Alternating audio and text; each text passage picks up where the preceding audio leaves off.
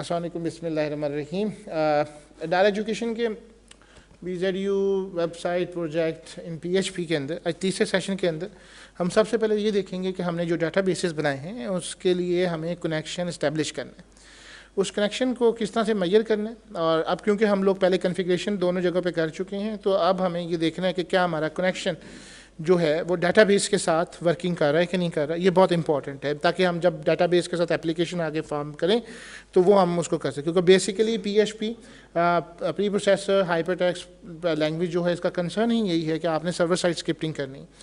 तो सबसे पहले हम आते हैं और मैं यहाँ पे एक बेहतर तरीन ये तरीका होता है कि आप अपना काम जो है वो उसके अंदर फोल्डर्स के अंदर अपने तौर पे रखें। So I can create an folder like includes, उसके अंदर मैं एक न्यू फाइल बनाने जा रहा हूँ और वो है Ctrl+N करें और PHP की फ़ाइल है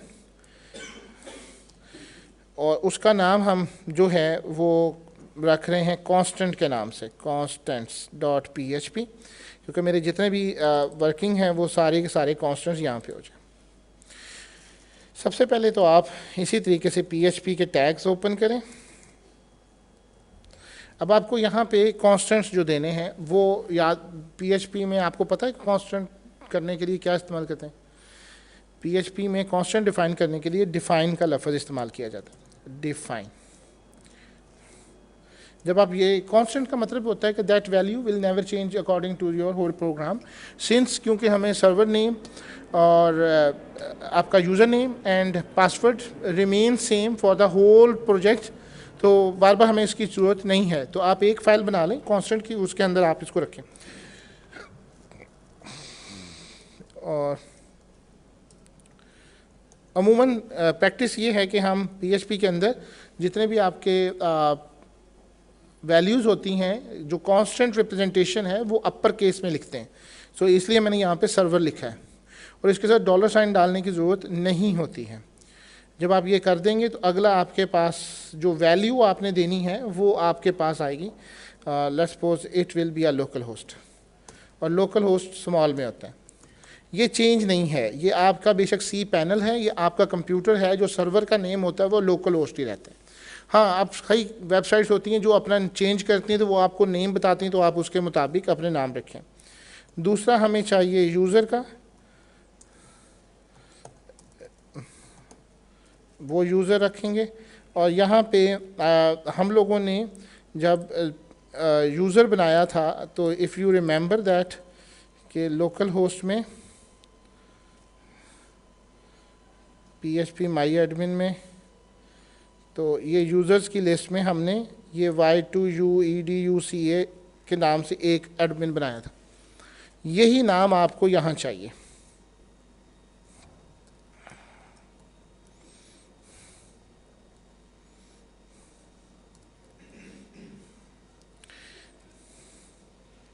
तीसरा आपको पासवर्ड था, मैं यहाँ पे पास रख रहा हूँ नाम, और यहाँ पे वैल्यू जो है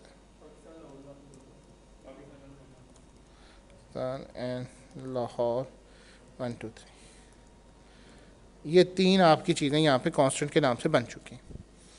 अब एक फ़ाइल आप और बना लें Ctrl+N करके, इसका नाम आप उसी तरह से Ctrl+S करें, इसका नाम कनेक्शन रख दें। ये दोनों फाइल्स आपके कनेक्शंस फोल्डर में आ रहे हैं। Once again we need it. अब एक फ़ाइल को दूसरी फ़ाइल में लेके आने के लिए जो कमांड हम इस्तेमाल करते हैं PHP में, उसको हम कहते हैं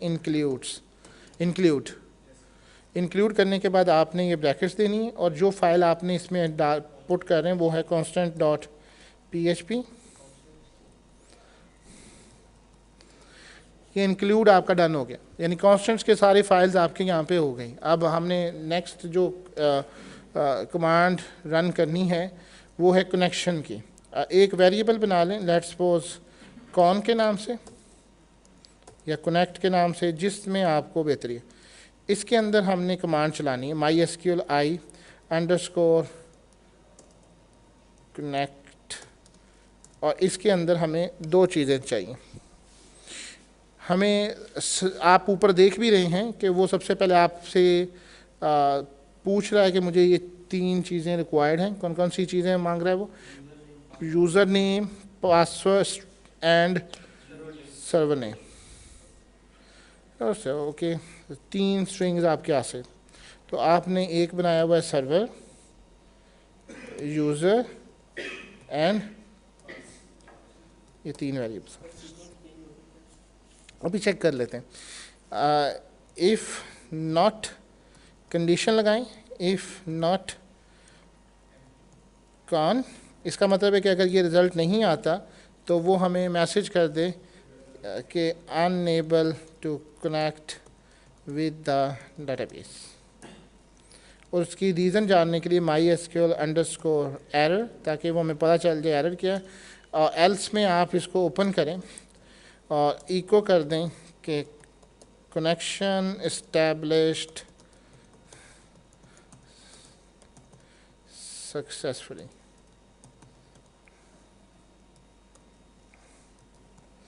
okay, we have such kind of codes are here. अब सबसे पहले हम इसको चला के देखते हैं and then find it out कि ये चलता है कि नहीं चलता। ओके, यहाँ से भी आप लाइव कर सकते हैं, कनेक्शन एस्टैब्लिश सक्सेसफुली। तो एक तो आपका आंसर आपको ये मिल गया कि अगर तरतीब उल्टी हो जाए आर्गूमेंट्स की तो उससे कोई प्रॉब्लम नहीं।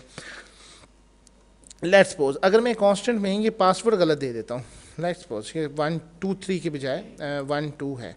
Once again you can see that unable to connect with the database, it means कि ये फॉर्म नहीं हुआ।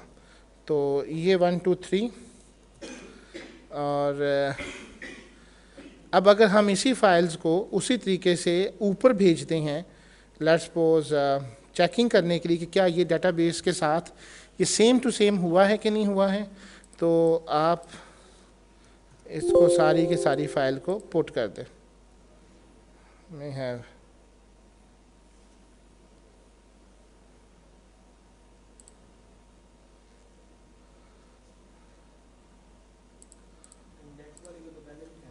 कोई बात नहीं, एक से आप यहाँ पे सिंक्रोनाइज आपने सुना हुआ है, आप सिंक्रोनाइज करते हैं उसको। अगर आपको ये है get and put new files, आप इसको करके और प्रीव्यू करके आप इसको कर दें। Okay, HTTP occurred can not get server folder information net, oh sorry ये आपकी यूनिवर्सिटी का नेट बंद हो गया।